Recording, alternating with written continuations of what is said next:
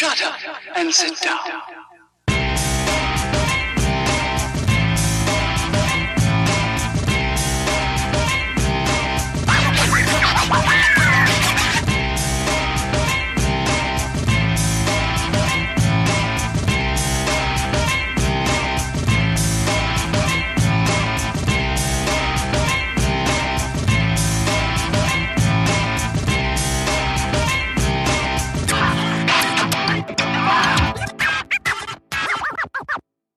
Shut up and sit down.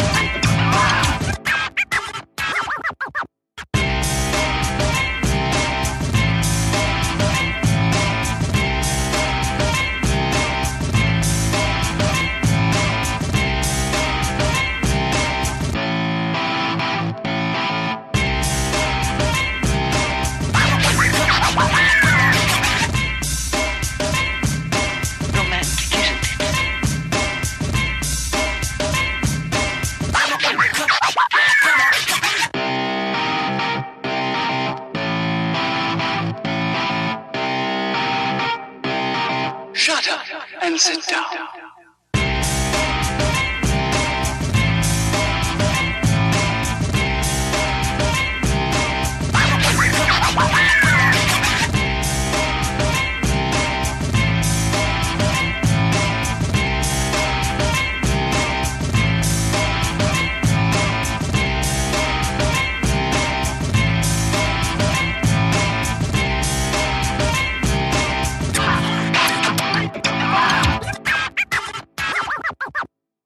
Shut up and sit down.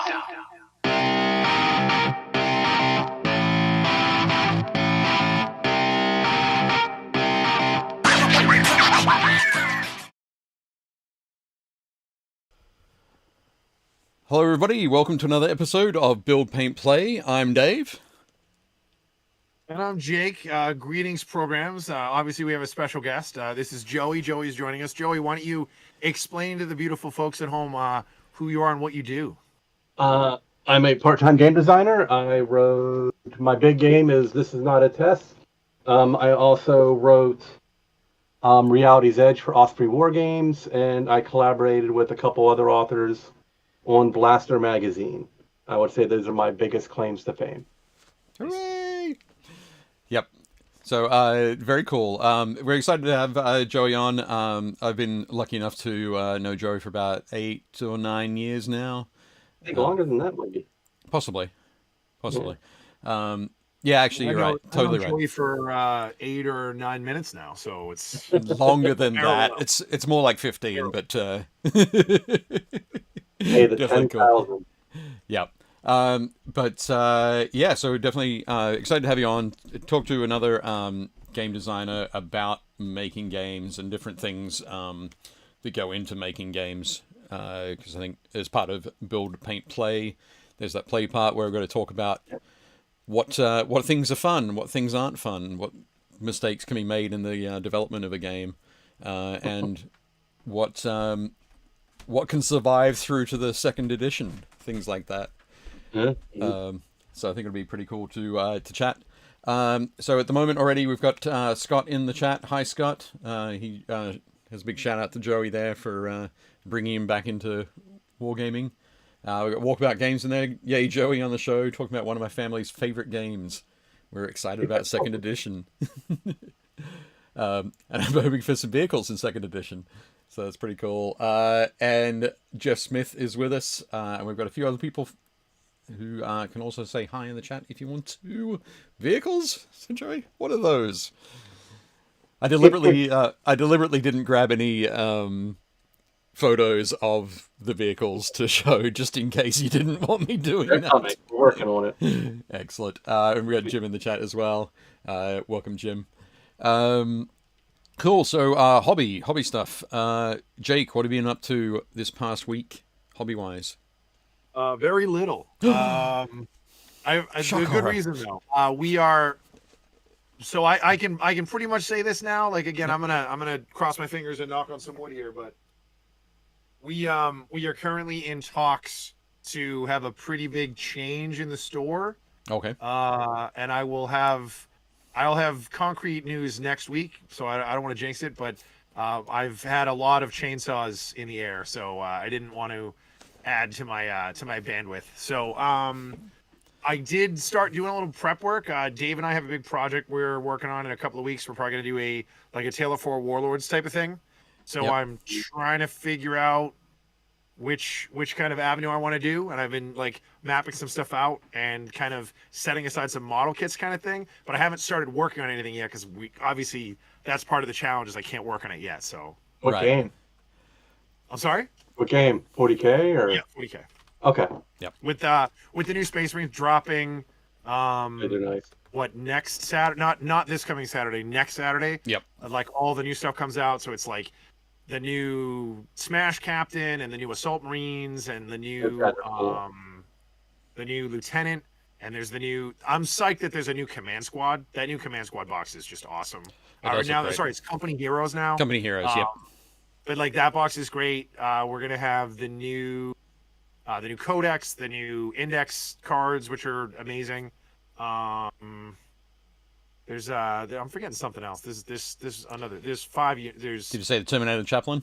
And the new Terminator and the new Terminators, aren't they part of it? yeah. I mean, The like multi-part kit? I already have some of that stuff because in the Leviathan box. But yeah, so Sure. Terminators on their own. The Sternguard veterans that are in the box are going to be on their own. The new Terminator Chaplain is great. Yep. I love the 2 heads. There's either the bear head with just the skull mask, Right. or there's the Yep. classic skull chaplain helmet, which looks awesome. No cape though. Huh? He doesn't have a cape. It's no billowy cape behind the chaplain. Somebody did a mod where they put a cape on him, and it looks so cool. Yep. I'll be honest. I'm not a big fan of capes. Like I think that if you're a Space Marine, you're like that could get snagged on something. I need to get over there and kill that guy. Right. I might have to try and do a conversion between the Terminator Captain and the Terminator Chaplain, so that you can have a chaplain with a cape. Yeah. I'm sure you could just swap the back half of the Terminator torso. I like chaplain. I like interrogator chaplains. So that's always my first thought.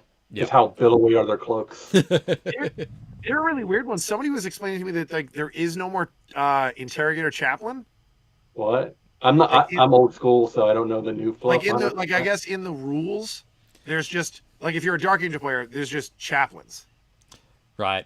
Well, it's And just. I was like, I mean, Dark Day. You can Yeah, call I mean, you like, can call I them don't whatever think- you like, though. It's fine. Sure, You can yeah, call yeah, them yeah, interrogator. 100%. You can call them Mike. You can call them Yeah. whatever. Yeah, but That's fine. But yeah, so I'm definitely gonna do Space Marines. The weirdest thing is in the new Codex, there's a lot of different. I don't know what they're calling it, but there's like a bunch of different like sort of like rule systems you can run. Detachments. So like there's a not White Scars one that lets you like gives your whole army like an extra movement thing. There's a not Raven Guard one that lets you like if you take Vanguard guys, it basically makes it so you can't like if you're shooting at them and they're more than 12 inches away, it's just -1 to hit them. There's a really good assault one. Like there's a bunch of really fun ones, but because the new like there's not going to be like a million Codex supplements like there were in the last 2 editions. Whereas like before, if you wanted to run Iron Hands, you buy the Space Marine Codex, and then you buy the Iron Hands supplement, and then you can run your guys' Iron Hands. As far as I understand, in 10th edition, they've basically done away with that, except for the 3 that always get their own codexes. So there'll be a Blood Angels Codex, there'll be a Space Wolves Codex, there'll be a Dark Angels Codex. I'm assuming that there'll be probably a Death Watch Codex and probably a Black Templars Codex. Yeah. Yep. Because they currently exist, but they're not going to do all the other supplements like they did before. They're not going to do like Raven Guard and Iron Hands and Imperial Fists. Yeah. But it'll be really cool. I'm excited for it. Excellent.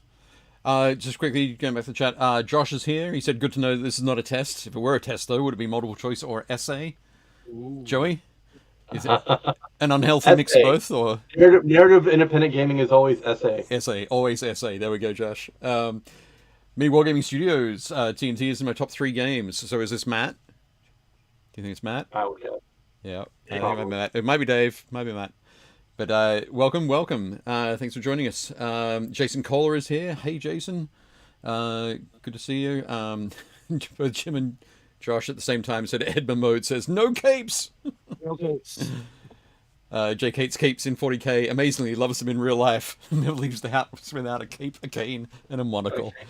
Yeah, well, I mean, I'm just trying to class it up, Scott. Like, you can't just, if you want to wander around in your bathrobe with some Crocs, like, knock yourself out. That's just not my style.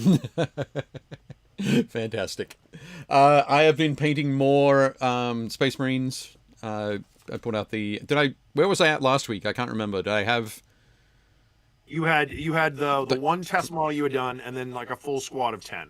Okay, so I finished off the squad of Assault Intercessors as well. So I have... Raven Guard? No, they're my own... Stars. Pardon? Oh, okay. Falling Stars. Falling Stars, yeah. They're Falnas Jorna. So, yep, with a, like a 3D printed head. You filed off the chest eagle? On all of the models that have the, like, an open stance, I've done that. So, like, the Blade Guard veterans and the Assault Intercessors have got that. I didn't do it with the, with anyone, with the guys with the closed sort of stance, because I already had a lot of those assembled before I decided to do it. So, are they like kind of black shieldy types where they don't have any obvious markings to not be Imperial? No. They're definitely Imperial. So, like, this is that's my Intercessor Sergeant. They've got the, like a bronzy sort of chest eagle, and their insignias in bronze. What are you going to do to the ones that you filed off? I've just been doing a lot of scratching and sort of micro damage on those, just for a bit of fun. I've done a couple of what do you call them? Incursors. So in the faux boss armor. So I trimmed off their skull and crossbones that they have in the center, and some of them I've put some extra grenade packs and pouches and stuff like that. So. There's a kid who paints raptors all the time, and because the raptors are supposed to be like the super like Navy SEAL tactical versions of like a Raven Guard successor, he always covers them in patches. They have like pouches and like an extra knife and like grenades. Like they look awesome. Yep. They look very 90s X-Men. Like they're so loaded down with gear. It's awesome. Yep. This is one of my that's my nice sergeant there, so you can see where he's. Yeah, the Phobos. I love the Phobos guys. Like, yeah, it took me a while to come around to like their weird, sort of like high socks look. All right, where they don't have the flares. They're not wearing flares. Well, like the weird thing to me is I like the fact that it's form fitting, because again, as a Blood Angel player, so many of my models already had that. Like the Sanguinary Guard have like the cut ankles, and Dante's always had like the form fitting armor. So like I don't have a problem with that. It's the weird like box at the calf. Like, okay, yeah. I don't like that. So what I usually do when I do those guys is I take my knife and I sort of edge it down, so it's not a hard line. It's more like a curve. Okay, that's fair. And then it like something about it. It's just my brain's like, okay, I like that. Yeah.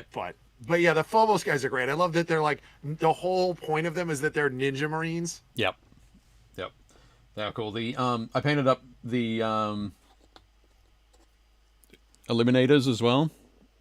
Yeah, those models. Those guys are pretty cool. Yeah. Their rules in the current edition are super good.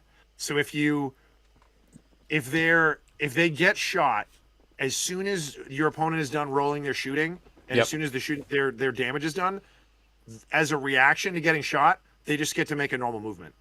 Right. So it's almost impossible to assault them, because you're like, oh, I move up and I have my tactical dudes shoot their pistols, and they're like, cool, we back up 6 inches, and you're like, okay, well, I guess I'm not assaulting them. And then their other rule is if they don't move, Yep. I think if they don't move, it's either +1 to hit or they can reroll misses. I forget. It's one of the two. Right. And they have I forget the keyword, but it basically means that you can pick where your wounds go. Precision. Precision. So Yeah. if they shoot at a squad and you're like, oh, I have my whole command squad with an apothecary, you're like, cool, I pop the apothecary. Yep. Like their rules are gross. Yep. No, definitely cool. One of the cool things as well, like in the box set, you get the sniper rifles, but you also get the las fusils, which are basically las cannons. So I grabbed some other Phobos armored marines, Nice. and so I'm playing with those. So the eliminators don't have to have the cloaks, as long as they're on 40 mil bases. And, I would just do a little bit of green stuff, roll it up, and put it across the top of their backpack. yeah, it'll be fine. But I'm just messing around with those. So I've got those done. I've got some more helmets and shoulder pad insignia that are on a 3D printing build plate at the moment. Are you printing now, Dave? Yeah, I've been doing some printing Okay. with my buddy Mark Rayleigh. He and I and another friend went in on a Saturn, LU Yep. Saturn. 1, 2, 3, or 4. I think the 8K one. Okay. So yeah, we've just and he just got some new resin, which is apparently a little bit bendier, so it's not quite as brittle. So we're gonna sort of mess around with that. Not obviously for helmets and for stuff that's being stuck to shoulder pads, you don't need that. Yeah. But Hey Dave, speaking of miniatures, keep an eye out. I'm trying to get my hands on. I need 3 more suppressors oh, okay, because like the only way you could get them was in that box back in the day, and now there's like the Vanguard Force. Yep. But it's sold out on GW's website, so like oh, you just can't get them anymore. it'll be back in for like in about 6 months' time. It'll be fine. Right, exactly. So hopefully somebody has some that they're sitting on. Right. But I'm getting my hands on 3 suppressors, and then with it being October, I've decided that I want to paint Snickrot. Oh, But okay. I want the old one, the one that has like the finger up, like he's like shh, like that one is so great. Right. I had one and I can't find it. I was like, I gotta look around and find Snickrot. So Okay. I'll keep an eye out for him. If I find any suppressors, though, I'm getting them. they're so see. good. We'll see. Well, yeah, you're doing the same thing I am. You're running a Phobos army, so like you kind of have to have. Well, it's Although- not primarily Phobos. So like, but the suppressors Yeah, are they don't. I mean, they don't have the Phobos keyword, but like they were part of that. They were part of that box. So the they kinda Vanguard fit box in. set. Yeah. Yep, they were. Cool. So yeah, lots of fun stuff. But yeah, I think Joey, have you had a chance to get any hobby in recently? So I asked that quickly My because I know that. my hobby area got destroyed because of a roof collapse. But before that, I was painting some. I've been working on a giant scrapyard terrain. So it's a lot of 3D printed stuff from printable scenery. They do some really cool, like little, I don't know, single story buildings. I wish I'd have brought one in with me. And then also, like, my gaming group has been kind of deep diving a little bit into Alpha Strike for BattleTech. And I forgot, like, my teenage years before I forgot that I kind of feel bad now because I tell everyone that I got into miniature games with GW in 1997. But then when I started getting back into the BattleTech and reading this stuff, I realized that my actual first foray into miniature gaming was not with playing BattleTech, but I had miniatures for it, but I collected them, the old Faz's stuff. Yep. But I remember going through the old tech readouts, and there was actual miniature rules in there. And I was like, oh my God, I remember thinking about making terrain and little train bridges. So I guess my entry into the hobby is like presages it like by 5 or 6 years. So like I'm like really geeking out about BattleTech right now. Right. The coolest stuff for BattleTech I think right now is the Gale Force 9 Hex Tech terrain. Yeah. It's so good. Ben and I put together a table at the shop. It's all the new stuff. So the buildings are great, and and Dave will attest. I know for most of us, I have so many miniatures to paint. I don't want to paint terrain. So the fact that all the Hex Tech stuff comes fully assembled, fully painted out of the box, it's awesome. There's like, I think 6 different building sets, and most of them have like 2 buildings or 3 buildings in the box. And then there's like 2 sets. There's one set of roads, and one set of intersections, and then there's the new like I forget what they call it, but it's like a rock feature. It's like a mesa that has like They're levels on pre-painted. it. Yeah. I think it's called it's a butte, I think, or Yep. something. The But, butt, like, yeah, I'm looking at them now. yeah, but they're awesome. Like we have all of them in stock. We've sold so many of them. But I didn't realize they came painted. I've only seen the 3D printed ones. oh no, that I was so excited that they did this. I have a friend who does 3D printing, and Wow. he rescaled a bunch of buildings because they make lots of 28 mil stuff. Yeah. So he just rescaled a bunch of them, and we printed a bunch. And I'm like, these are cool. I don't know that I want to spend a bunch of time painting them. So we like, gave him a really hard and fast 10-minute dry brush and like undercoats and weathering. Yeah. But the new Hextech stuff, it's so good. It's so great. I'm glad they did it. And again, you can use it for Titanicus. You could use it for anything that's between like 6 and 10 mil. So I use it for a lot of other stuff. But yeah, it's great. It's just awesome. That's cool. Hank, apparently no spray team for me because I didn't say I can't do it. I said I have too much of my own stuff to paint. I'm not going to paint spray. I've been printing a lot of BattleTech buildings from Hardware Studios. They came out with it for free, which is insane. But so you got the Alpha Strike box set, and they had buildings in there. And Hardware Studios, they made 3D printable terrain that exactly matched it, but they're sculpted beautifully, and they slide open at the top, so you can actually put stuff inside there. They're so cool. That's rad. I own all the sizes that were in the box. I love BattleTech. I own so much of it. I think at this point I love the new minis. I own all 3 box sets, or all 4 box sets. I own every single Lance that's come out. We just got a bunch of the new stuff in. We just got what did we get? Hanson's Rough Riders, Northwind Highlanders, the Urban Mech Lance that's like 4 different Urban Mechs. The Proliferation Cycle, which has the Mackie and like 6 other mechs in it. Snords Irregulars, the Wolf's Dragoons Assault Star. Yeah. I want to paint me some wolves. The Kellhounds Lance. Yeah. I'm a huge fan. I love BattleTech. It's so good. Blackfoot mech. I want to do like Aiden Pride's mech. I'm like, okay, there's too many mercenaries and factions to paint. Even though they make no difference in the game, which is what I really think is cool about the game. Yep. Kind of like Horus Heresy, where everyone's balanced against themselves. Yep. It depends. There are rules. There are rules for the mercenaries. So like, there's a bunch of the data cards you can get that have the mercenaries in their sphere, and they have like special abilities or they get bonuses to stuff. Yeah. So like, if you run like Natasha Kerensky, she's just really good at everything, which she should be. Like, she's still just driving a Warhammer, which means her mech has the same flaws as every other Warhammer, but she's just better. So. Okay, jumping into the chat, Scott says, in a show of solidarity, I bought some Army Painter Speed Paints 2.0. Really enjoy using these as glazes. Maggot Skin is a new favorite. Yeah, shout out to our sponsor, Army Painter, and all of their great stuff. Indeed. I think on all of the surrounds for the show now, I have got the Army Painter logo. So it's over here at the moment. Yep, I see it. But yes, thank you very much, Scott, for reminding us of our duty. And I'm glad that Maggot Skin's working out for you. I'm going to have to check that, have a closer look at Maggot Skin. But Hank said that was a collective purchase. Yes, Hank, it was. Mark is using it almost all the time. But he has also bought all of the resin for it so far. Dan A says, woot woot. I wonder if it's Dan Adams. I'm not sure. Then the Walkabout Game says, I'm playing in 15 mil, so much 3D printing. And Scott says, when I was young, I was so happy for my friends with pickup trucks for moving and getting stuff. Now I just need one of my friends to learn how to 3D print. Come on, guys. Somebody needs to step up.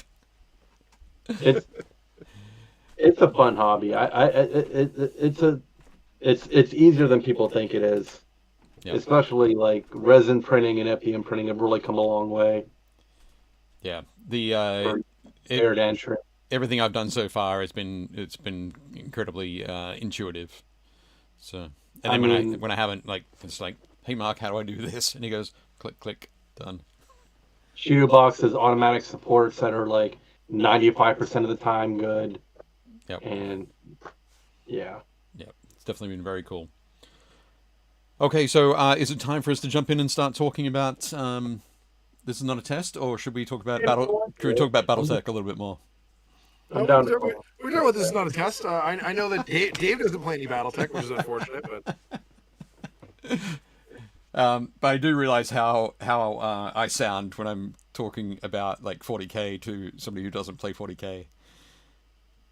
Dave's. We've talked about this before, like because I play just about everything. I play role-playing games, board games, card games, deck builders, like a zillion flavors of miniature games. Dave's hobby is very, very deep, but very, very narrow. Well, it's almost like you own a gaming store. Yeah, but I did this way before I owned a Yeah. gaming store. We're going for our natural strengths, I think. Yeah, try to lean into it. Excellent. Very cool. Okay, so we brought Joey on to, as I said before, talk about This Is Not a Test and sort of the process of creating the game and building it and sort of where it came from, all that sort of thing. So I went and rated his photos for these ones to show tonight. So this is this one here is actually well, I will mention as well before we go any further. So Dave Taylor Miniatures, I worked with Joey on this. I took the photos and did the layout. If it looks good, it's because of the man right there. Well, the artwork looks fantastic, and I had nothing to do with that. Yeah. You art directed all of that. I love the Spanish artist named David Arenas. Yeah, definitely super cool. It's really good. I love his art. So I've got a couple of photos that I would have taken at some point. So the first photo that we've got here is the My memorial picture. Yep. So, but one of the things that so I would just say one of the things I love about Joey is he's got so many different post-apocalyptic setting, like terrain sets, I guess.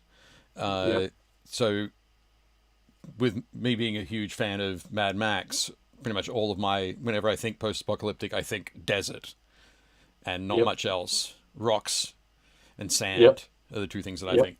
And I think that's probably a fairly common thing. Yep. So perhaps we should talk about the setting for This Is Not a Test first. Is that something Sure, you like jump it's into? like kind of the fluff or the narrative, or Yeah, just like, the what do I narrative, imagine sort of, apocalypse look like? yeah, just the general story of the apocalypse that occurred in this world. And So I'll preface this with when I originally conceived TNT, I had this hard set notion of I wanted to create my own world that I would let other people play in. But my thinking over time has said that it's better to give people the bones of a world and they create on top of it. So I really want people to like this because I come up with something. Like I'm not like like when you're playing Necromunda, you're playing Necromunda because you want to play on Necromunda. You want those gangs, you want that world. That's where the fluff deep dive is. And I'm really hoping with the new edition of TNT, people go is really like, what would my local area look like to me? So I don't go so hard trying harder to define who the world is. But when I imagine my version of the apocalypse is I come from an old area in Western Maryland where there's a lot of 19th century ruins kind of hanging around that are all overgrown, and I would play in them sometimes. And I really dig, like, my vibe is overgrown, things overgrown with plants. I love nature reclaiming things, and that was why, like, I think I deviated from the Mad Max look, which is very Australian, which I love. I mean, that's where they're filming, right? Like, yeah, that's only like what 25% of the physical space of our country would actually fit that look, unless you total ecological disaster wiped all the plant life in America out. Yep. Kind of situation, which could still happen. We have time. Sure. That was kind of the vibe I was going for, and I just sat down and I really had a hard think about what do I love about where I grew up, what do I imagine would happen if you dropped nuclear bombs on it, but you had the fallout caveat of if you really dropped nuclear bombs on it, there wouldn't be anything left, right? If you've ever played Fallout 3, DC would not exist. It would just be craters everywhere. But I was like, let's imagine that enough of it survives, that there's still enough to play in, right? We still have to have terrain in this game. Right. So, like, I love buildings that are partially standing and, like, that Mordheim feel, right, of the terrain, like, but just, like, modernized it. And that, it was kind of that, like, dual, like, I just really loved that feel. So that's kind of, so when I wrote the book, the fluff was me writing about the state of Maryland, my part of it, me describing the local areas, and then I called the rest of it, hold on, actually, I had a phrase for it because I was borrowing old map techniques. Terra Incognita, I think is what they called it. Anyway, sorry. And it just said, I don't know what the rest looks like. Nobody knows. So that when people were playing their version of it, they'd be like when Ash Barker did Nickel City Stories for Guerrilla Miniature Games, he came up with this crazy fluff for Canada. And I loved it. It was so much fun watching them, like, develop their own world. So I was always really hesitant about really, like, defining the world as it is. Like, this is what Florida looks like, and this is what Texas looks like. Because I didn't want, like, and I enjoyed people saying when they were, like, building war bands, like, these guys are, and they would start their war band in the fluff that I had written, so it was really cool. Like, people had no idea what Cumberland was, what it looked like, but they were like, yeah, these guys roll along the old I-68, and they're like, that's awesome. It got me really excited, too. So that was kind of like, I don't know. Your take on it is like the complete opposite to like a game like Rifts. So I love Rifts. It is the ultimate kitchen sink RPG. It's insane. But like I just ordered this the other day because I saw it at one of my distributors and it was like on sale. So Scott's in this book somewhere. Yeah. But like they must have 60 books because there's like there's like Brazil and like the Southwest and With a Shadowrun, right? It's just people want the source material, and I think that's awesome. But I think like the new version of TNT, I'm really going to hit home with like I'm going to do like a quick primer, like think about your hometown. What's lame about it? What's awesome about it? Let's put all that into your like, what crazy trope would survive in your thing? Like, I think Fallout does a really good job of it. Like when they went to like New England, right? They sort of got like Patriots and cannon, like old school, like Revolutionary War cannons. Like that wouldn't exist, but it's awesome because it does, and we want it. Yep. So like that's really like, I want people to have their own wasteland, and I want them to get excited about their own wasteland. Yep, I love the photo view that Dave has up. Do you normally play this game on a 4x6? Okay, so all of my terrain that looks like this is all 4x6, only because 95% of the time, if I'm not play testing, I'm running convention games with 6 players. Okay. Actually, So when I design new miniature projects, it's always the fill 4x6 board. this next the next photo that I'm just bringing up is actually from Historicon. I think it might have been Historicon last year, or possibly 2019. Probably 2019. What board was it? While you're bringing that up, Scott says 3D printing will be truly push button. Hopefully in 2 years, I'll wait. And then Walkabout Games says all the games, so he's on board. Oh yeah, so this is another 6x. Is this 6x4 or is that 4x4? Scott says Dave struggles with alternate post-apocalyptic settings because it's taught in Australian schools as the apocalypse, as handed down by the first history man. It is. So Sean says had fun playing this. Is not a test, but close combat was a little weak. Scott then followed up with Dave was valedictorian, so they gave him a tank of gasoline and lasted the Viet interceptors, and he found his way over to the America Sideshow. No, America somehow. America somehow. All right. Well, I think you'll find like if you look at so in Fury Road, when like Max says you can drive like for 1,000 days that way, and you'll just find more of the same.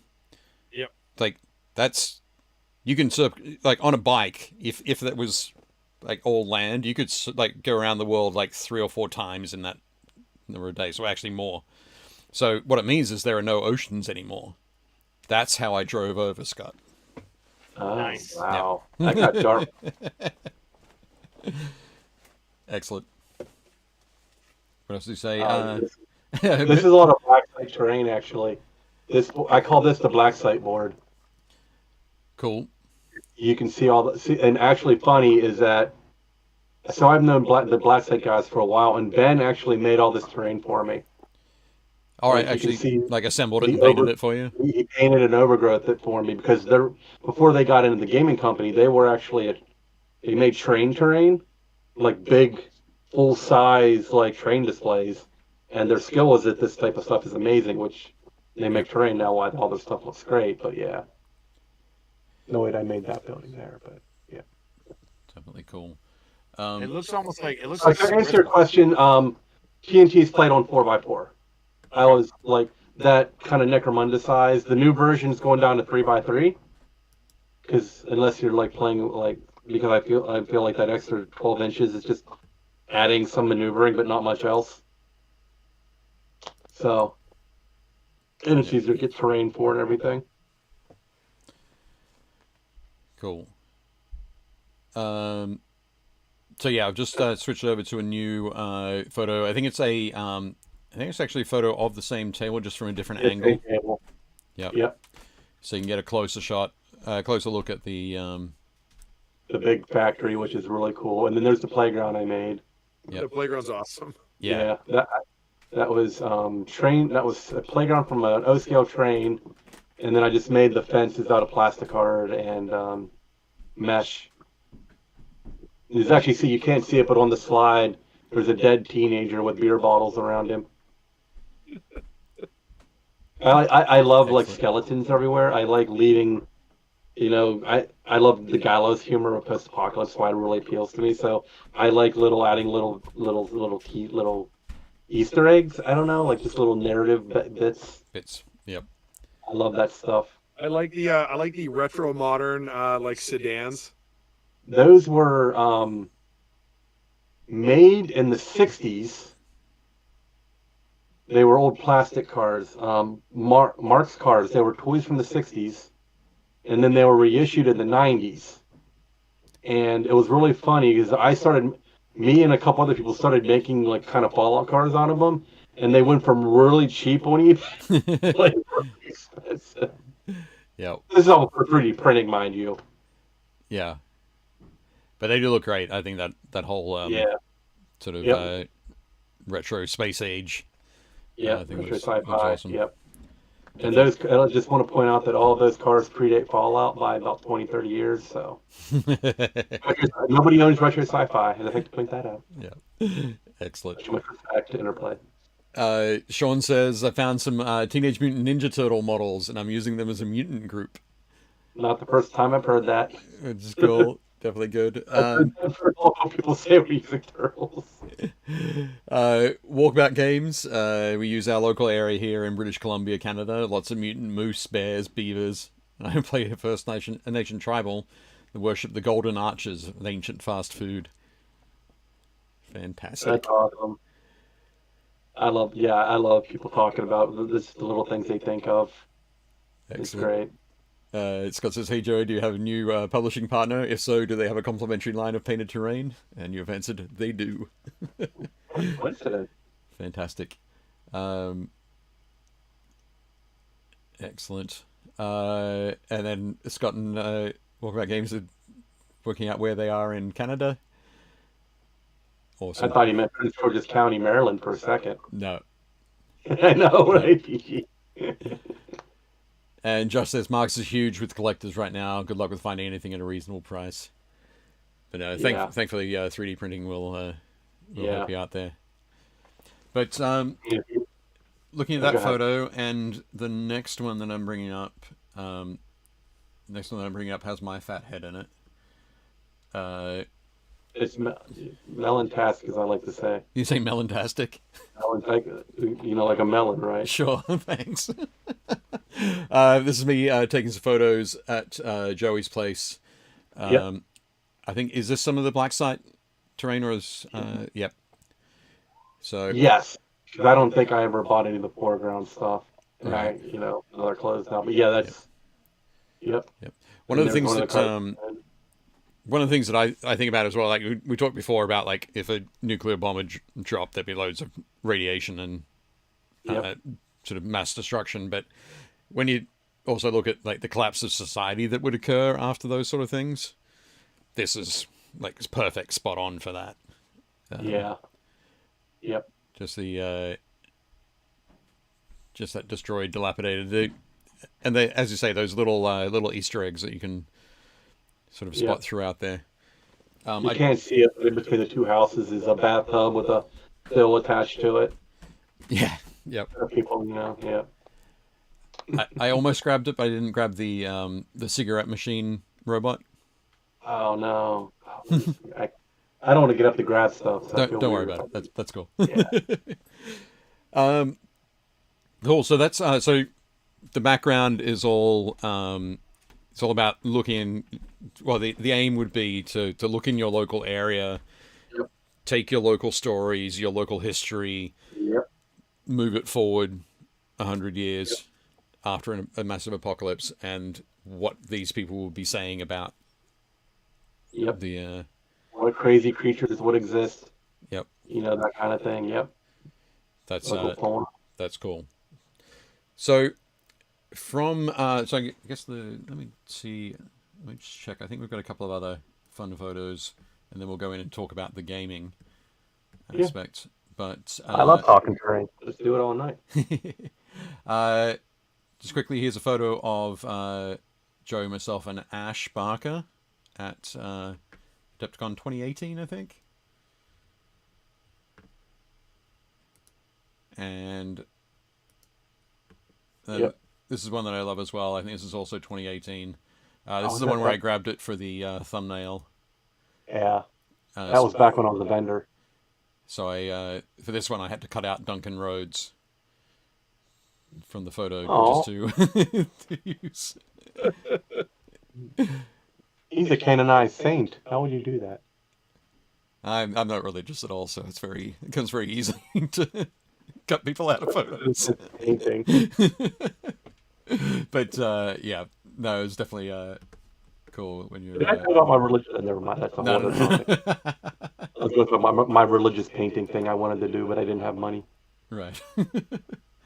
No worries. So, just quickly, next up, I've got a couple of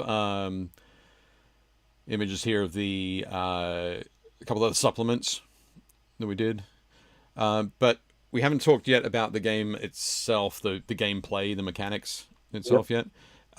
What were you trying to do with the gameplay? What were you trying to build? So, I'm a idea guy first, mechanics second. So I never start with, I have a game in my head, I need to find a genre to put it in and then make the game. I've always been, okay, I really want to play, like I was knee deep in the Gamma world, so the game came out because I was playing like a crap load of Fallout 3, which was in our own area, which really gave me a lot of inspiration. And I just was really, oh shit, yeah. Sorry, I just brain farted. What was your question? It was what type of game were you trying to create? So my favorite games are warband skirmish games. Necromunda, Fallout. I played 40K for years, but those were the ones that kept bringing me back. Those ones where you had narrative beats, you had guys die on you, you had guys that survive. They rolled their armor save just in time, and I really wanted, in my head, I wanted that type of gaming with the post-apocalyptic feel. And so I just sat down and I started writing a list of all the things I wanted the game to do. The actual name of the game before I decided on This Is Not a Test was Kitchen Sink. Because I was just throwing everything in, like what rules and the first iteration of the game was terrible. I mean, it was awful. And then I was playtesting with friends and they were like, well, what about this idea? And then I was like, I would have never thought of that. So I threw that in. Like there's actually one of the main mechanics of the game is that you don't roll injuries or wounds until after play passes to the next player. So you don't know when models die or not until after you've resolved every shot possible. So you have to decide between loading up on one guy or spreading out your shots. And that actually came up from playtesting from another guy, and it was from another game that he liked, which he never found out which game it was. and I was also inspired heavily by so I use I roll for activation. Yep. See how many actions you get, and some people love it, some don't. Most people, even I've had players that say, I really hate that, but I like your game because even if I fail, I still get to do something. That was heavily inspired by Songs of Blade and Heroes. Right. I really liked that like gambling aspect to activating. So So basically, that's so when the first person activates, they roll to make a test. so when a model's turn to go, they roll an activation test, and it's against what's called their metal, which is kind of like a combination of their will to fight and how they're feeling about the battle, and it's like their professionalism, I guess. Yep. And if they pass that test, they get 2 actions. If they fail, they only get 1. And what happens is, as long as you keep making that test, you can keep activating models. But if that test is failed, that model still gets 1 action, so he can either take a shot, dive, move, whatever he needs to do. He's not left sitting there like a chump, but play passes to the next player. So what you'll have is like this ping pong mechanic, is which one of the things I really love about the game is that you're just not sitting there, I go, you go, where like I'm going to move all 8 of my guys and then I'm going to kill all your crap. So this fun stuff you had painting doesn't get to do anything. Yep. So that's like one of the core mechanics of the game, and I really like it. Now, when I do other games, I might not put that mechanic in, but for This Is Not a Test, I really loved having kind of this idea that your models sometimes don't do the things you want them to do, and how much energy and resources you want to put in to mitigate that. There's skills and things you can take that give you, like leadership abilities and things, and how much time and effort you want to put into that, or just put all your weapons, into guns or whatever, and just like, I'll kill the guy. Hopefully my warband doesn't fall apart in the meantime. Excellent. How many models is like a standard game? Like what's normal? Like If you build your warband technically the rules have a no more than 12 models. Got to keep things manageable. I would say anywhere between 7 to 8 would be average for a starting warband. So that's about the size that I was looking for. I didn't want elite, like really small amount of models. I didn't want like 3 to 4, but I didn't want 20 either. So like, and I always felt when you were like playing a Warhammer Necromunda game, 6 to 8 was right about where I wanted it. Cool. And basically, you start off with a certain number of bottle caps and to spend on your. Well, we call it barter script, which Barter can be script. anything. Yep. It's a script, which is just an old money term for anything that somebody accepts as currency. Yep. So I'm Cool. just pointing that out because model caps just fall out. Right. Sorry. I use caps for marking when models have gotten. I didn't take their monetary system. Yeah. Though it is mentioned in the book. Cool. Because you know why they use bottle caps? Why's that? Because nobody can make them anymore. Oh, okay. That's the inventor's reason for bottle caps. And I was like, that's true. It's also true for certain medicines. I was like, we'll just call it barter script. And it's just like this generic currency that can be almost anything. Cool. From paper plates to bullets. Excellent. So with the so you've got warbands, 7 or 8 Yep. models aside, roughly 7 or 8 models aside. You've got an alternating activation system where you could get lucky and activate a few models before your opponent gets to go. The combat system, so shooting and melee. Yep. That's a target numbers, opposed rolls. What's the? So the answer to that is yes. When I was my design philosophy back then was, you really can't dodge a bullet. Like, that's not a voluntary decision you get to make per se. So shooting is a target number. It factors in, are you hugging cover? Maybe you are actually naturally fast. So that, there's certain mutations and skills that can make you harder to hit, but you're rolling against a target number of 10. Where in close combat, I felt that really was mano-a-mano kind of feeling to it. So those are opposed rolls. So I did a kind of a both thing. Okay, cool. So now I will say we had a chat in the comment about somebody who didn't feel that close combat was kind of weak in the old edition, and I agree with him. So our new design philosophy is we're swinging the pendulum back the other way. So close combat is more powerful now. Guns are more expensive and not as good. Okay, So now we're closer to 50-50. cool. That's good. Scott says the activation action point system is my favorite, assigning hits but not damage until the activations is over. It's brilliant. I'm going to work on close combat and shooting balance. Yep. I'm really happy with people will see there. So there's a new mechanic where one of the things that happened so we can talk about things we don't like about our games. And one of the things I found would happen is if you had so in TNT, there's no penalty to take an attack. Some games where like say it's like I always hated the idea of a grot being able to take out a a bloodthirster, right? If you got extremely lucky, but there's no reason that the bloodthirster. As soon as a weak guy swung at a powerful guy, the guy would always win because if you compared like his weapon skill of 3 versus weapon skill of 7, and you always resolved your attack, whoever won was the one who got hit.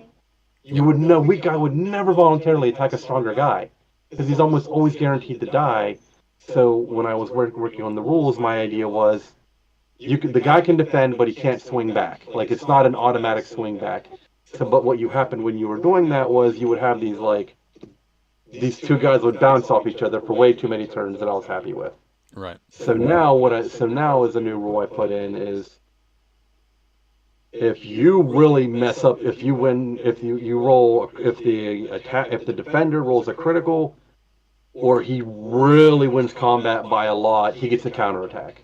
Okay. So there's a little bit of chance that he could swing back if he gets lucky. So I'm really excited. We're actually starting with play testing this week, and I'm really excited to see how that really affects gameplay. And like my alpha testing, it's really been fun when it kind of it's like a very cinematic moment. You're like the weak guy, is really I really enjoyed when it happens, like when it pops off. Cool. So it's like somebody charges at you, you sort of step to the side, trip them. Yep. And then as they fall into the floor, you fumble bad enough. Hit him with your axe. But it's only if they're against you. It's not an automatic thing. Sure. Cool thing. The next, so I'm going to bring those images back up of the booklets that we worked on over the past bunch of years. One of the things that I've been super impressed with is that you've created a lot of scenarios for the game. There are scenarios that cover almost every incredible post-apocalyptic / sci-fi / horror sort of trope. So the main book has 5. Every book I've produced has 2 to 3. So I think there's been like 5 books. So I think I've written about 30 scenarios that are available. And then the big book of scenarios looking on the screen there was a competition that I had for people to enter their own. And then I took the top winners and the followers up and we put them in a book. And then I think there's like 30 or 50 scenarios in there. Right. So there's like a lot of gaming. Yeah. There's I think 2 or 3 full campaigns, base building, it's all in there. Yeah, I really feel like TNT is deep for scenario play. And I'm still coming up, like in the new book, I'm going to have twice as many in the starter. Like I want like 10 scenarios, so I don't want people to get bored too quickly. Sure. So I love the art on the Absolutely Dangerous book. That robot's great. that was David Arena. It was no. See, what's actually funny is that I have another book called "It Came from the Wasteland," which is the actual rules for big giants. So that would be more appropriate to that one. But that's a big book of relics and robots. So yeah, I love that. It's so pulpy. I love it. Yep. I think it's been one of the great things. You've done a lot of cool, fun sort of aspects. I love the picture on the right with the giant flea. Yeah, I think that's a rad roach. A rad roach. Artistic interpretation of a rad roach. You're right. That was drawn by I want to say Matt, your friend Matt. Was that Matt Weaver? Yeah, Matt Weaver. Cool. Yep. Matt Weaver in He Australia. did that and the rider, and I love the rider. Yep. No, absolutely awesome. I think it was it's that idea that you've got that you have a setting and you just sort of keep mining it for more and more. You've got so many ideas and so many crazy things. Well, what happens is I'll watch a movie or I'll just get inspired, or like a miniature. Like the Behemoth book, they came from the Wasteland book, was about big creatures, and Wasteman the game put out, and I'm blanking on her name, but she came out with these really great monster miniatures, like a rad dragon, and what was the spider goblins from I think they were before the Age of Sigmar. They rode in the giant spider with the howdah. The Ragnarok. The Ragnarok. I have that model, and I'm like, I want to use this in a game because it's just so cool. I was like, oh, I need to have big rules for big monsters, so I went to that. Like, I'll just get like, and then I was just like, okay, well, so that's 20 pages of a 30-page book. What else can I do? I'm like, all right, let me think of some scenarios. Yeah. We'll get the flavor of it. So yeah, it's just like you said, you just keep mining. I just get inspired by something because that's why I love about the post-apocalypse is that in theory everything can exist. You know, you're not bound by laws and science anymore. Once you have psychic mutations, you can do anything you want. I've literally the last supplement I did was for the underground supplement, and there was the Eye Tyrant, or the classic Beholder, because I wanted some classic D&D minis in there. And when I was writing the fluff for it, I'm like, this shouldn't exist. It does. Greatest of the Wasteland Scholars have no idea how it does what it does. And that was good enough for me. Cool. We don't need reasons. Excellent. It exists. That's enough. Yeah. Awesome. Walkabout Games says, love the cover art. It's always amazing. Yeah. I've been lucky to have some really fun artists. Excellent. I'm really excited to see what Ben does with TNT from Black Site. Yeah, I'm on the website looking through them all. The Broken Vaults one's really cool. Yeah. The Going It Alone one is great. The girl being attacked by the soda machine. Yeah, I love that art. And that's the model I sell. I love that model. The soda machine, yeah. The soda machine, and there's a rolling cigarette machine. Yep. So, I guess that's a great sort of chance for us to segue into miniatures, as well as having the game and building the game, building the community, and doing all sorts of cool things with everybody. You've also worked on a miniature range that you sell through World's End Publishing. There's a lot of other models around. Yep. But what was it that sort of gave you that bug to do your So own? I think the reason anybody starts a miniatures company or any type of miniature gaming is because you want cool models that you want that don't exist anywhere else. Right. Or if they do, they exist in some factor that they're not easily purchasable, or they're a conversion of another expensive model. Right. And I honestly, I just wanted, my inspiration was Necromunda, right? I wanted, like, I had 6 warbands, and I still haven't made all 6 yet. I think I have 5 or 6 warbands at this point, like at least with 8 models each. And I was just, I didn't even write down concepts. I wanted tribals, and I said I want them to look like. I didn't want them to look like Native Americans, because they're not Native Americans, so why should they look like them? But I did want that kind of Native American tribal feel just a little bit, and I was really inspired by the wildlings from Game of Thrones, the show. Okay. I love that make your own fur cloak look. Yep. So like that and then I just tossed it off the sculptors, and they just, like, I trusted their vision, and I think a lot of TNT is just trusting geniuses to do what they do best. So, like, when I'll tie this back to you, when you came up with the original layout look and how, what the look is like, I'm not the most artistic guy in the world. Like, I can't do concept sketches. I would love to, but they would be all thick figures holding gun, really crudely drawn guns. So, and I just wanted, there was miniatures that I wanted that were very personal to me, like, when, like, the gas mask girl was the first miniature we did, and then I made a miniature of my mother. Right. I did a miniature of, Johnny Newman, Johnny Atomic. Yep. He's a friend of ours that goes to the conventions, and he's such a bigger than life personality. He is. So we had him, like we have a Wasteland DJ as an actual character you can run in the game, and Johnny Atomic is this kind of, he's the narrator of the world, Yep. and he just drives around in this mobile unit, just telling stories of the wasteland. And he actually, in one of the supplements, he'll actually show up in the game. You can play him. So like one of the ideas I have is, whenever you're doing skirmish wargaming, there's always a point where one warband is more powerful than the other. If you ever played Mordheimer Necromunda, you know what that looks like. And you can hire Johnny for a lot of barter script, and he'll come help you. Right. And it's just so much fun, like just coming up with like the random animal, just like the random stuff that comes to my brain sometimes. I'm just like, I need that in miniature form. That's why we have like the cigarette machine, and which wasn't actually my original idea. That was done by, I forget his name. He sculpted it too. Right. And then he said, "Do you want the sculpt?" And I said, "Oh my God, Jesus, yes, please." It's such a brilliant idea, and just like I like the mute, I'm really proud of the mutant cannibals.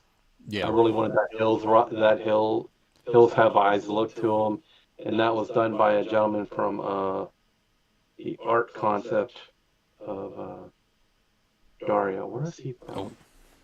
Anyway, so so that was like an artist's vision, and then I just so fell in love with his artwork. His cover for that supplement is so brutal looking. Yeah. It's just got like guys with their teeth pulled back, holding like forks and knives, and the cover is from the perspective of the victim, so you see them like leering over you. Yep. So, and I just I had to have art of that, and they're brilliant. So yeah, I just really wanted my own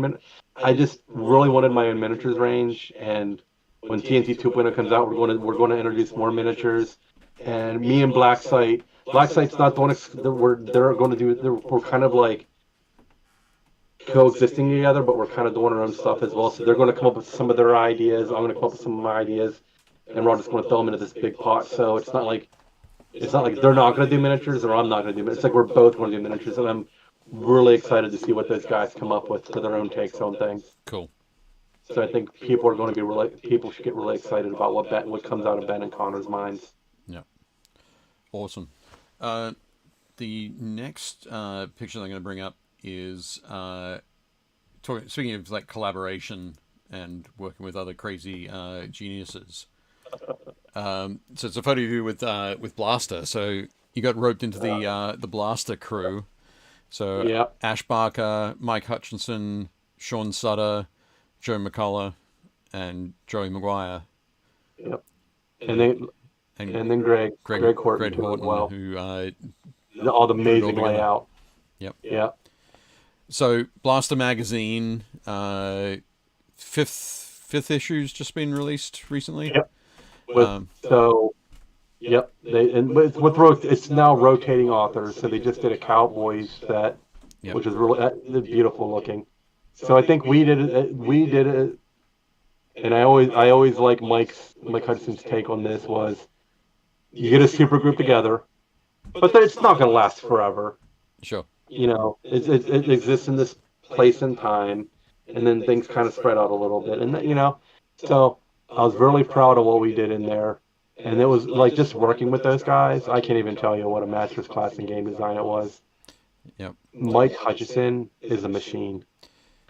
Sure. For those who don't know, Mike Hutchison wrote Gaslands, Hobgoblin, A Billion Suns. Billion Suns. He would come to the chat. He'd be like, "Guys, I've been thinking about World War II naval games." Right? He'd mention it. Like, next day, I swear to God, this guy rolls in with not only rules, it's laid out. It looks like he had paid money to Dave. He's like, "Dave, I need you to lay this out for me real quick." Right. And it's like, that's he's awesome. great. And Joe McCullough, Joe McCullough. Yep. I mean, he's like the classic at this point. I mean, he's like an icon of the industry now. Just Yep. That man's ability to produce Yep. is just amazing. So Joe has written Frostgrave, Stargrave, Stargrave. Rangers The of Shadow Grave. Deep. There was a Napoleonic game. That Silver was, Bayonet. Silver Bayonet. That's I mean, he just like he'll come and say, I have an idea. Like he'll be inspired by something, and then he'll just and his mechanics are so like I don't want to call them simple because I don't think that's a fair permeation of it. Yep. But they're so easy to read. right. Like he distills very quickly a very complex ideas, and I'm so jealous. We're all like, I remember I was like I was writing rules for hovering for things that hover, and it's like 3 sentences long, and he'll just ignore terrain. I'm like, why am I even here? I don't know. Like it's just so simple. We like don't overthink it. Right. And then there was John Sutter Yep. who did Sludge, Relic Blade, Yep. which is an amazing game. He did all the art, all the sculpting, all the layout. Yep. I mean, he's just like this mad genius living in California. He's the crazy miniatures Renaissance man. He just like he's like, what was he talking about? He was like, I bought some historical miniatures. He said, the War of the Roses kits from the Perry twins. Yep. And he was just bashing them together, and he's like, that's a game. And he came back and he wrote Sludge. He did all the miniatures for it. He sculpted individual heads so you could make your own variants. Yep. And it's just like, it's amazing. Yep. Ben is addicted to Relic Blade. Ben owns tons of it. Every time I go to Adepticon, he sends me to track him down. He's like, "Hey, can you get these two things?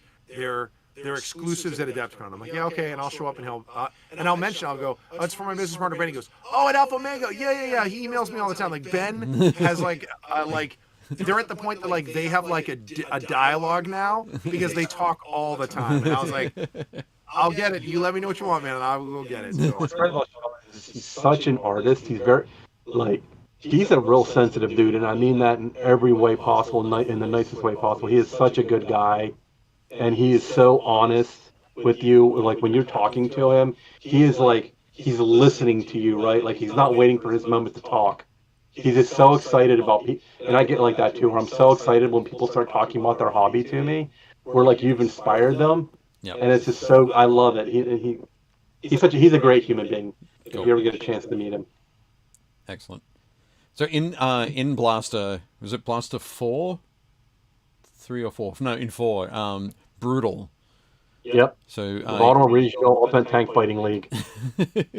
What is The Baltimore Regional Ultimate Tank Fighting League. Brutal. That's what the tank fighting game is based on. Because I just imagined tank arenas in former industrial towns. Yep. It's like so that game came about because I was like, I own a lot of Lehman Russes, but I don't play 40K much anymore, so I got to do something with them. Yep. So, now where'd my cat go? We don't know laugh at it's okay. I just wanted a game where chunky tanks shot at each other, blew off armor. It's a little bit of record keeping like BattleTech with and then it's a little bit of Wings of War where you use cards to track damage, and it's just this slow tanks just maneuvering around an arena, just shooting, and that was what that is. That was inspired by that, and then Greg did some miniatures for it, and that's so cool. Yep. That sounds awesome. Are they still available as STLs? Yeah, they were all FTLs. Yep, he had a Kickstarter for it. But are they still available though? Oh yeah, they're definitely available. It was just a lot of the stuff from Blaster went away for a brief amount of time because we all, as the authors, we all individually own our things. Yeah. And then when Blaster dissolved a little bit, we all kind of took things back, and so we were trying to figure out, well, how will things come back? How do authors want to publish their own things? And you're now starting to see individual things coming back up to the surface, where like it's kind of like the Blaster archives are now coming out, so you can, and they're all by themselves now. So you can buy Brutal, you can buy Sludge, you can buy like Martian Racing Federation, which is a gasoline variant. Yep. So it's completely like it's definitely not. It's like race. It's like inspired by F-Zero, the old Nintendo game.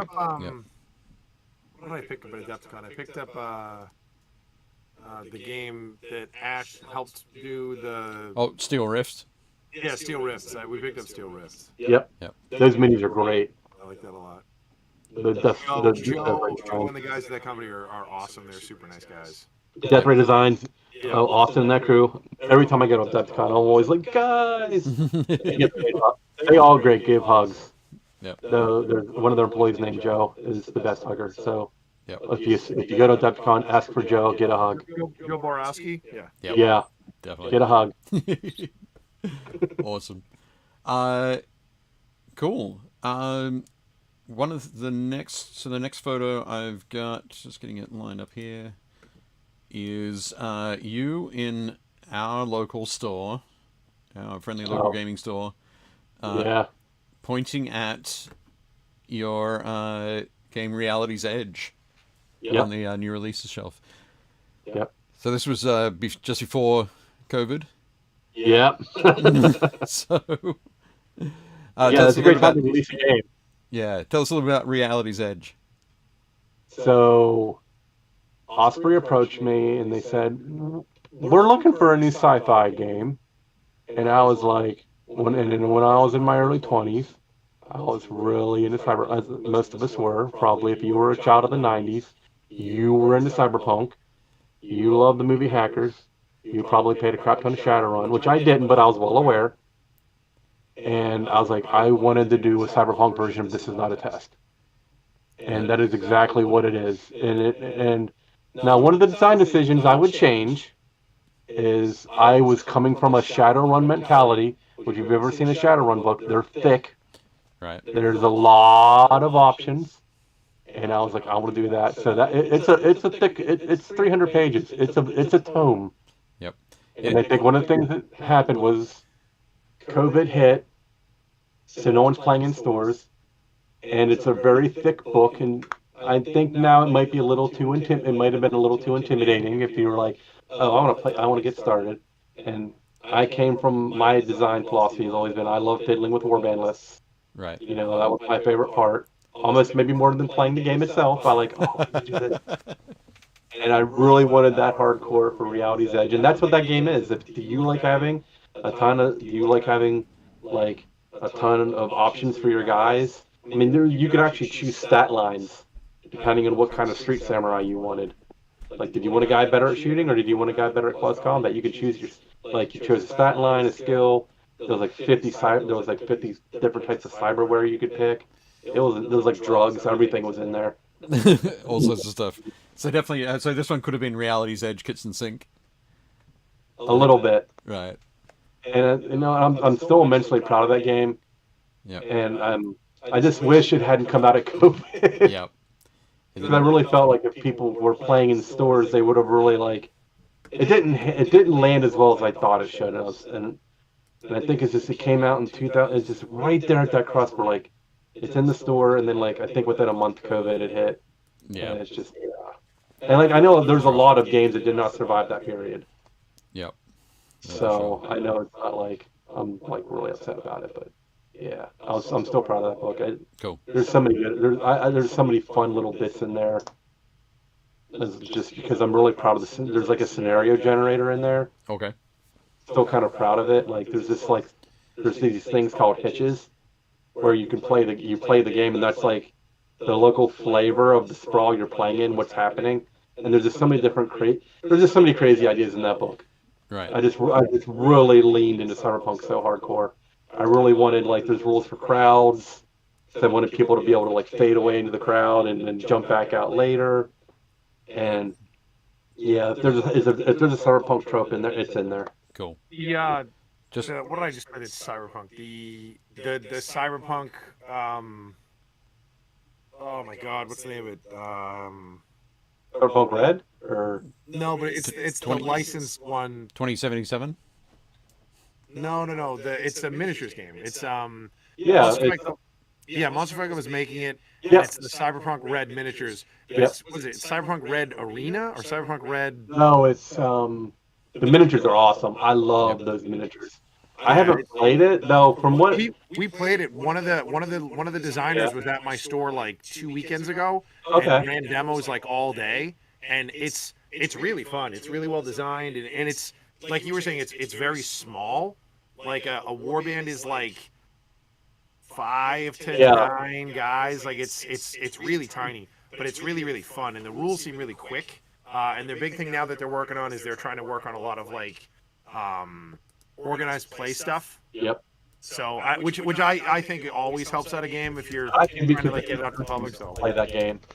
I like the idea of the die type. Like they have color coded die, so and it goes up by like D4, D6, D12 is whatever activation. I love that idea. It's really clever. So it looks like a fun game. That's a game that I can be convinced. Even though I made my own Cyberpunk game, I'm like I could play that. It's also definitely a great source of miniatures for combat. Combat Zone, that's it. I was like, then that's gonna drive me nuts if I can't think of the name. Yep. That's it. But yeah, great source of miniatures for Reality's Edge. Should anybody want to be checking those out. The final photo over here, I mentioned this beforehand, just because it's a, it makes me chuckle knowing both Ben and Connor. This is a photo that you took at Adepticon, probably this year, I'm guessing, during a game of Sludge. Okay. And Using Sean miniatures and terrain. Yeah. But yeah, so I think it's I'm definitely excited to see what you guys do together with I'm really excited, and we're really pushing hard. I don't want to I'm really hoping we have something to show at Adepticon 2024. Okay, cool. I'm really pushing hard to have if not for sale, I want the book there so people can see what we're doing. Excellent. I'm like that because that's like I feel like Adepticon is like that's my favorite gaming convention of the year because I mean it's such a great con. We agree. It's and everyone just comes together, and I love this picture because they are clearly tired after a long day. Yep. If you've ever run a booth at Adepticon, it's a long day, and they're just like we're still hanging out. Many a time. I have run booths far more often than Adepticon than I've ever not run booths at Adepticon. Does your store do a booth there? Or? No, so like the first couple years I did it, I worked for the t-shirt company that you're wearing, and then I helped Simon at 2 shows. I helped Warlord at a show. Last year I was with I own a piece of the Res Nova brand, so like we did Warzone, so the new Warzone Mutant Chronicles game. Oh, yeah, those are cool looking. We did that. So I think I've only ever done one Adepticon where I didn't work a booth, and even then, I still worked at a booth for probably like 8 hours covering lunches for friends of mine. So yeah, nice. Yeah, I like to avoid working at booths. Anything I can do. I can't help myself. Yeah, but Dave makes it sound like he's not working at a booth. He is. Dave's working in the painting area. Like, right. Oh yeah, sure. It's still a booth. It's just like it's not on the sales floor. It's under the He's like, stairs. I'm not working, but let me go talk to this guy for 5 minutes because we're going to do something together, right? Right. Yeah. He's always smooth. He's always smooth, and it's great. For sure. Yeah, He that's knows great. everybody. But no, I think it's going to be very cool to see what you guys come up with. Dave, you got any other photos, or are we looking at miniatures now? I think we are now. So just come back. So I was going to say thanks very much, Joe, for joining us. We want you to hang around for this bit too, where we're talking. I love talking about miniatures. But it's my hobby and passion. Crazy, right? But no, it's been super cool. Thank you. This was definitely fun. This is one of my better interviews. Cool. You're killing it. You're nailing it. I try. I'm getting out of my son to bed, so we're good. Oh, sorry, I meant to transition to this shot of us where it's all three of us talking, so I can get ready for the next one. So we've got probably 12, 13 photos from the group, thereabouts. So I'll jump straight into them. So these are all from our Facebook group, which is the Build, Paint, Play community on Facebook. Just recently we've switched, so we launched the Build, Paint, Play Facebook page, which I still have to work out how to give Jake admin access to it. I can't find the the buttons have moved. I don't know where they are, but We'll figure it out. We'll figure it out. We'll figure it out. So we'll be posting in the Build Paint Play page, and then we'll share that to the community group. So these are all photos from the community group, so we can check those out. The first one we have, we've got a couple from Chris Gorka, who has been painting a lot of Star Wars Shatterpoint models. Those are nice models. And I think, I'm not sure if it's because all Shatterpoint models have lightsabers, or if it's just that Chris has painted, like every model he's painted this week has had a lightsaber. About 1 in 5 or 1 in 4 have a lightsaber. 1 in 4 have a lightsaber? Okay. Kind of really good technique that works for you. You're like, yeah, I'm going to do lightsabers. Yep. Like when you figure out the recipe that, like, yeah. Yep. Well, first up, we've got General Grievous, who has, of course, who bucks that trend. He has 4 lightsabers, 1 model, 4 lightsabers. He's looking super cool. I always like the way that Chris gets his, because like he does such a great job showing like there's always light at the hilt. Yep.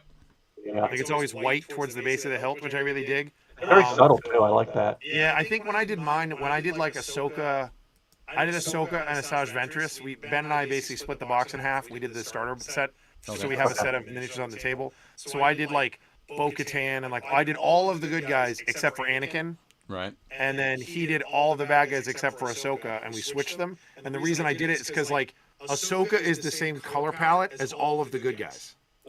She's like blues and purples and like blacks and grays, which is what the clone troopers and like the Night Watch, the Night Owls are. So I was like, I'm just gonna do these, but they're a blast. For Ahsoka, I did the I think I painted the blades white, and then I used the Spirit Stone, sparkle paint as a glaze, and like that worked really well too. So cool. Chris always does a really good job. I mean, that's really smooth. Look at that, the tan there. Yeah. The bone collar. Yeah. It does look beautiful. Next up is another Shatterpoint model. I do not know this character because my knowledge is fairly shallow in Star Wars. Broad, but shallow. Maybe. Oh, sorry, can you say that again? You had to look up who Luke Skywalker was before we started. Yeah. Yep. So that's Asajj Ventress. Okay. And she's a Sith, right? She is. You know, I can tell. The red lightsabers? Red lightsabers, there we go. Yep. I believe from the Clone Wars she's like Dooku's apprentice, I think. Okay. I think that's how she gets introduced. Excellent. Speaking of Skywalkers, we've got the best Skywalker of all coming up. Mara Jade. Nice, deep cut. I'm so bitter that they didn't include her in the new canon. It's just they didn't have to actually use her as she was used, but she's such a great like character, and her look and vibe are so awesome. Oh, that's amazing. Is that how the model looks in Shatterpoint? Yeah, that's from the You Cannot Run duel. So the duel boss it's just Vader and just Obi-Wan, and there's a bunch of cool terrain. But yeah, this Vader when he's like lifting the piece to like chuck it over. Marvel Crisis Protocol Magneto kind of vibe. Yeah. And those blacks are so wow. Those are some those blacks. Chef's kiss on those blacks. Yep. Beautiful work there, Chris. Yeah, Chris is pretty good. He's pretty good at this. Yep. My mouse is being painful. Yep, excellent work, Chris. Thank you very much. Next up, we've got a photo from Cliff. Cliff is doing some work building his Leviathan box set. Oh yeah, he banged out all the characters. Yep. Wow. So we've got all the characters there. That lieutenant is that model is the only when they first teased the box. Yep. I was like, the only model I even care about is that lieutenant. Right. Like I was like, I if I get the Terminators, great. I love that they're a new scale. They're awesome. They're super chunky. The flamethrower dudes, I was like, I'm never gonna use these. They don't fit in my army. The Terminator characters are also really cool. The Gravis Apothecary, super cool. Never gonna use them. The Dreadnought, I was like, okay, the Dreadnought I'll probably use. Right. And the stern guard I'll probably use, but that lieutenant is so good. He has 3 knives. He has his combat sword, Yep. which is like a machete. Then he has like a knife in his other hand, and then there's a knife in the dead Tyranid on his base. Oh, Yep. yeah. Like, he's so good. He's Machete. Yeah. No, it's fantastic. Actually I gotta admit that's the only model of the Space Marines that I haven't built. Oh, that he's set. so good. I built all the others. Mainly because I'm not wanting to go for like that Tyranid hunter kind of feel, which he definitely has. Oh yeah, if you don't want those, yeah, they're kind of on the bases, aren't they?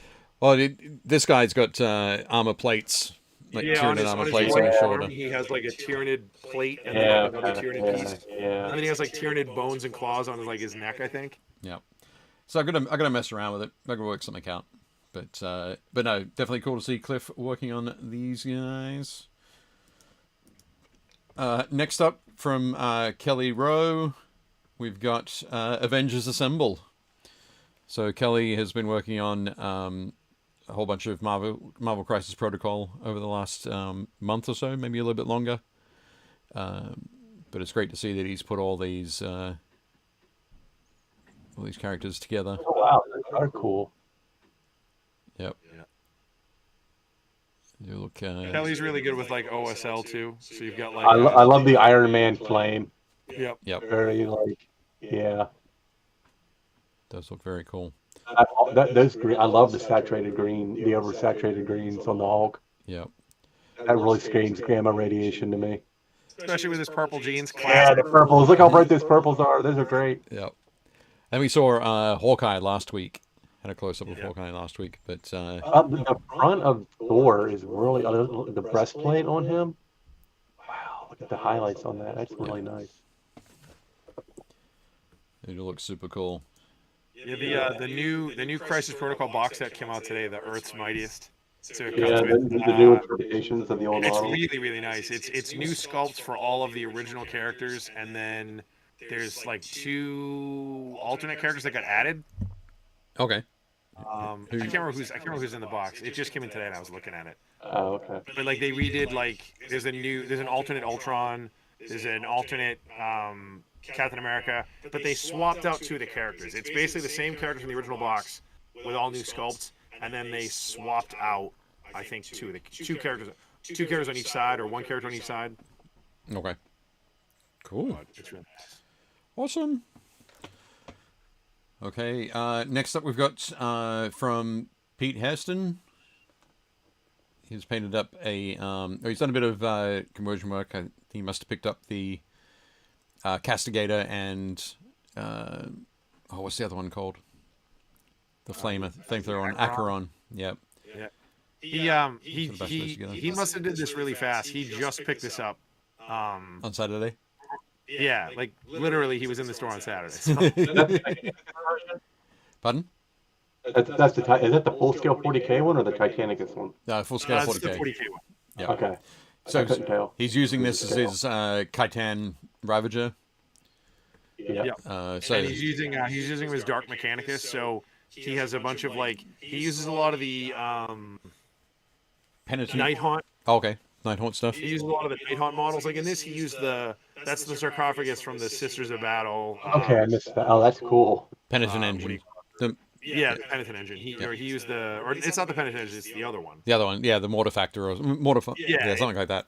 Yeah. So he has that's the armored sarcophagus thing that's on his chest, and then he uses some of the little like wisps and stuff from the Night Haunt on most of them. Yep. That's a really cool conversion. It's like kind of like it's obvious when you're looking at it, like but not like yeah. That's a really neat He did a idea. great job with the rust too. Like there's like the furry looking bits of the armor plate. Yeah, that's really cool. Yep. Definitely neat. Beautiful work there, Pete. Good to see that. Very nice. Next up, we've got a piece from Scott. So last week, Scott was talking about the slug that he was working on. I can't remember the name of it, but it's in the group. You can go and check out the post. But yeah, so here's a picture of the warrior slug. Oh no, that's amazing. And he I does. love the rock. Yeah. He's good. Yeah, I think the slug is looking fantastic, looking very sort of natural, apart from the arms with the holding the shield and the spear. But I like that it's not overly slimy. yeah, Like it is, but it isn't. I like the browns are really well done. Yeah. I think it's going to be cool to see the additional depth that Scott adds to the rest of the model. It'll be very cool. What miniature range is this from? I cannot remember. It is mentioned. He did mention it in the Is group. it a game or from just a random STL? No, I think it's from the company that usually does busts and sort of larger. Oh, okay, models and that okay. kind of So, thing. okay. So it's like a display miniature. Yeah. Okay. Okay. So excellent work there, Scott. Looking forward to seeing it. The next stages. Moving on, we've got Stephen Ryder, who says Happy October. Something that we forgot to mention at the start of the top of the show. This is a mini that he painted back in the 90s. So Savage Orc. Way back in the 90s. Hmm? Way back in the 90s? It's a Clone High reference way back in the 1990s. Okay. Never mind. But Some of your kid friends will get it. He's got the goblin green base and everything. Yeah. Yeah. I love the flower. It's so great. Yep. Although technically during that time period, I think like all the wood should be red, right? Like he should have a red bow and a red hammer handle. Yep. Possibly. That reminds me. Speaking of the 90s and other things. So last week we talked about the Talking Miniatures books from Roman Jews and John Stallard. Yep. There are a couple of questions that we had right in the middle of the show about whether sculptors or painters or that kind of thing had got royalties. Yep, there we go. The one. And so yeah, whether they had got royalties or not. And we talked about the payout, the big payout that Gary Morley had with the Blood Bowl. So Robin Hughes answered on in the comments on the show, so you can go back and check those out for his full details. But essentially, so sculptors were getting paid a very low base salary, and then they were getting royalties. Sorry, I just realized doing what I always do. I leave up the miniature and talk about things that aren't the miniature. So there we go. Joey, so Dave is off camera talking, and he's very emotive when he speaks. I always gesticulate. He's not even on the screen. Yeah. So anyway, back to it. So they did that. They had so all the sculptors got a cut of basically got royalties from their miniatures based on the sort of the first 3 months worth of sales, that kind of thing. And in '95 is when they basically. Going back to the earlier days, that was because there wasn't a lot of money that the company had up front. So it was like, okay, once the sales come in for those products, then we can pay you for them, kind of thing. So by '95, when Tom Kirby was in charge of the business and was moving it towards being much more, towards that larger company feel rather than the cottage industry feel. Corporatized. Yeah, corporatized. There we go. That's the word I'm looking for. Thank you. He went, okay, well, this is a bit ridiculous. We're just going to pay people a flat wage. So they increased all the sculptors' wages, and they bought them out of their royalty contracts. And some people did particularly well. And apparently, something that I hadn't read in the book yet, in the Perry's conversation, Alan and Michael Perry had sculpted the Catachans, the original metal Catachans box set that was released probably about 3 or 4 months before that buyout occurred. Brilliant models. And when that buyout happened, they were able to sort of afford a house. Oh wow! Well, I'm glad those Catachan sales were mad. Maybe not the entire house, but there was a good chunk of the. That's really messed up, though. If you think about if your salary is based on sales of the miniature, there's like this perverse incentive to get. I'm the Space Marine sculptor now. Right. Yep. You go to the Imperial Beast Head. Like the lowest level sculptor gets that. Right. Yep. But so yeah, you can go and on the last week's show in the comments, you can go and read Robin's answers there. And if you have any questions from that, feel free to throw them in the comments there, and no doubt Robin will get back to you. Promising that for him, not having discussed it with him. Anyway, moving on to the next model from Stephen Ryder. This is a model. I can't remember the name of the company, but he said this is from 1980. And as you can see, he is finally getting around to painting it on his hobby holder there. Oh, yeah. But a very cool little characterful model. A lot of black site behind there, too, just saying. Yeah. Yeah. Definitely. That model's great. That's such an old school, like he's all stubby. Is that overall Partha? I don't think it's Rapatha. Yeah, I don't think it's Rob Partha. It's the other company that they had making models from for a little while. Iron Crown? No. No. I'm not sure. It's got that. I did remember. But no, looking cool, Steve. I like the reds. The leathers are well done. Yep. Yeah, very nice. And then Steven's final image that we've got for him tonight is he's been working on his epic squats. And so these are his stands of berserkers. And when he read berserkers, I was like, what were the berserkers again? So it's basically 2 bolt pistols that they're waving around. I love that you can still see the padded armor. Yeah. Like, you can look at them and you see that. The quilted armor, I guess. Yeah, that's great. Days. What was that? Squats for days. Squats for days. Yep. Absolutely. The old guys really had the Bothon are cool, but these guys had such character. Yep. They do look excellent. So yeah, Steven's building a whole huge army of those. So every week or every other week we get a new installment of the latest models he's painted for it, which is super cool. And then we've got a photo from Jan. And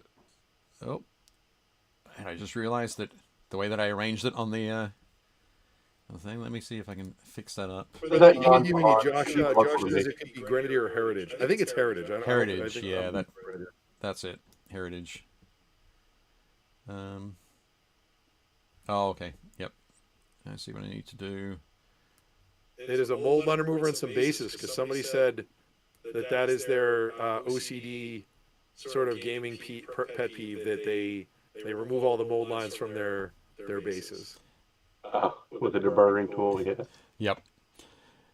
So I think that's a very sort of interesting thing, and I think maybe for next week's show we'll talk about those sort of hobby foibles. Yeah, I do that.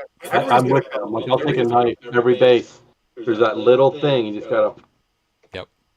And sometimes you can look at my bases and you'll see just a little piece of plastic missing because I cut too deep on it. Yep. Just like, let me see if I can paint that over. Yeah. I think there's probably a lot in my collections as well that are in that sort of thing. But yeah, we'll talk about different hobby things that aren't completely necessary, but we always find the things that we need to do individually. We'll find out if there are some sort of patterns that.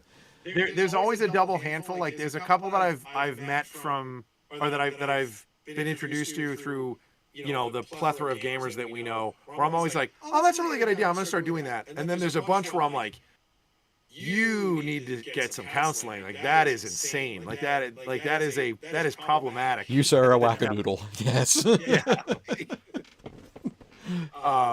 But yeah, we can do that. We can do that next week. We got anything else? No, that is it for photos from the Facebook group. Link to the Facebook group is down in the description below, as with our Instagram page. Also down there is a link to World's End Publishing. Joey's company that publishes This Is Not a Test. So you can go and check that out. You can check out This Is Not a Test on Facebook as well. There's a very cool Facebook community. Yep, great Facebook community. Yep. Very, very good, very passionate people. A lot of cool pictures being posted. Yep. Very excited. Definitely go and check that out. Joey, thank you so much for being on with us, man. It was Absolute pleasure. really fun taking the deep dive into everything and learning more about like the world of This Is Not a Test. Thank you. And all the things you've created. I was just on the website looking at stuff. The Crushinator might be my favorite thing. I love it. It's just like a cigarette machine that is trying to kill you. I mean, because it is. Like, Yep. whether or not it is an animated cigarette machine, it is still trying to kill you. Yes.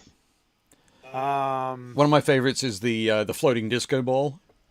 Yeah. Yeah, that's pretty rad. That's Party pretty rad. bot. Yep. Yeah. Party butt. Right. There are a lot of awesome things in there. Definitely. Dave, you got anything else, or are we?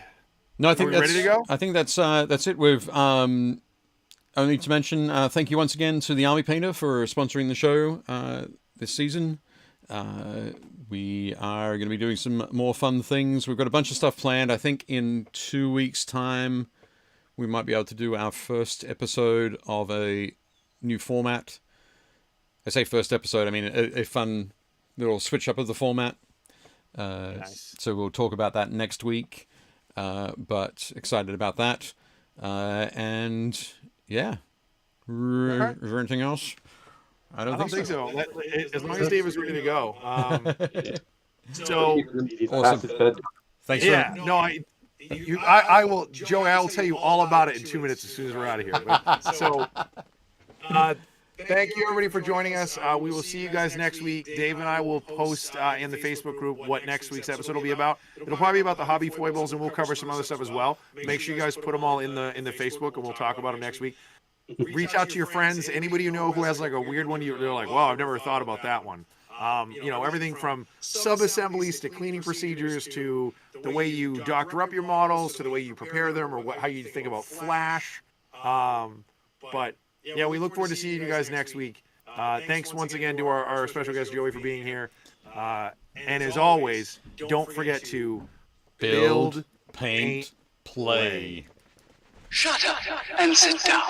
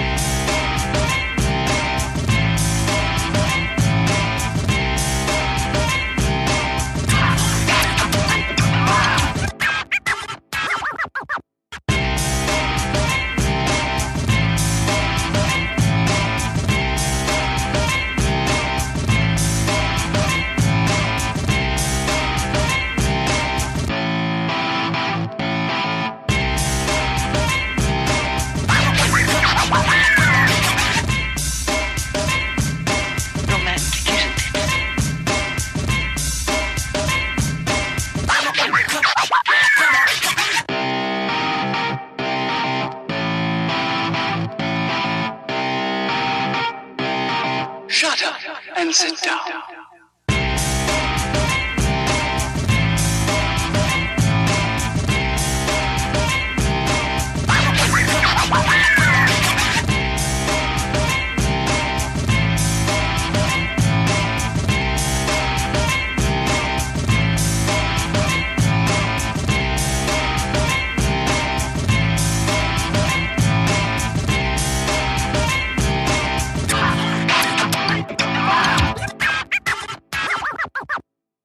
Shut up and sit down.